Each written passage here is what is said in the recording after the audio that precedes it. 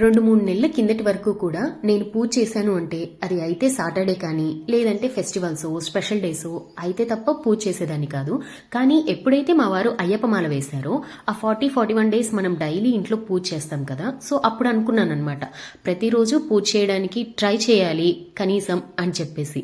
But 2 months అవుతుంది నేను ప్రతిరోజు పూజ చేస్తున్నాను. సో అది అలా ఒక అలవాటు అయిపోయింది.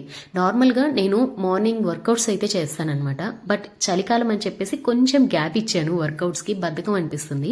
కానీ ఈ పూజ చేయడం వల్ల it's one type of meditation అనమాట. నాకు వర్కౌట్స్ చేయకపోయినా సరే మార్నింగ్స్ కొంచెం పాజిటివ్గా అనిపిస్తున్నాయి ఈ పూజ చేయడం వల్ల. సో మీలో ఎప్పటికైనా ఛాన్స్ ఉంటే మాత్రం పొద్దున్నే పూజ చేసుకోవడానికి ట్రై చేయండి. ఇట్స్ జస్ట్ లైక్ ఒక పాజిటివ్ స్టార్టింగ్ అనమాట మన మార్నింగ్ అనేది. ఈ వీడియో వచ్చేసి న్యూ ఇయర్ రోజు తీసిందనమాట. నేను యాక్చువల్లీ ఎవ్రీ మంత్ అమావాస్య తర్వాత పూజ గదిని ప్రాపర్ గా క్లీన్ చేసుకుంటాను. లాస్ట్ మండే అమావాస్య కదా, మంగళవారం రోజు దేవుడి పట్టాలు కదిలించాను.